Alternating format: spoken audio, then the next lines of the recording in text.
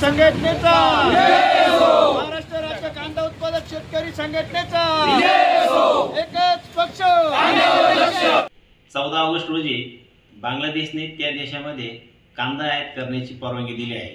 सुरुवातीच्या काळात हा कांदा थोडा जरी आयात करत राहिले तरी भारतातून पुढील काळामध्ये जास्त प्रमाणात बांगलादेशमध्ये निर्यात होण्याची एक संधी निर्माण झालेली आहे। शेतकरी बांधवांकडे आता चाळीत साठवलेला कांदा बऱ्यापैकी स्वस्तातच विकून गेलेला आहे, तर काही कांदा जास्त प्रमाणात सडलाही आहे। अशा स्थितीमध्ये चांगल्या प्रकारचा जो काही कांदा आज शेतकरी बांधवांकडे चाळीमध्ये असेल, अशा शेतकरी बांधवांनी आपल्या कांद्याची टप्प्याटप्प्याने विक्री करायची आहे।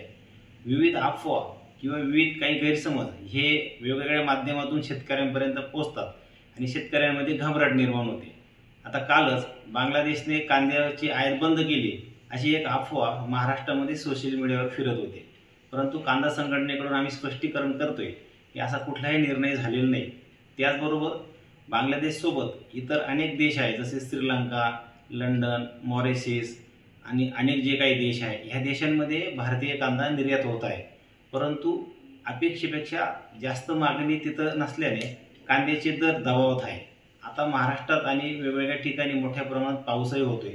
अशा स्थितीमध्ये संयम ठेवणं आणि संपूर्ण ह्या घडामोडीचा बारकाईने लक्ष ठेवणं ही शेतकऱ्यांची मुख्य जबाबदारी आहे। कारण आपल्याकडे आलेली एखादी अफवा किंवा त्या अफवेच्या नावाखाली कृत्रिमरित्या काही ठिकाणी बाजारभाव पाडण्याचे षडयंत्र होऊ शकतं। याला संघटितपणाने आपण सामोरं जर गेलो तर याच्यामध्ये कुठल्याही प्रकारचं आपलं नुकसान होणार नाही किंवा आपली लूट होणार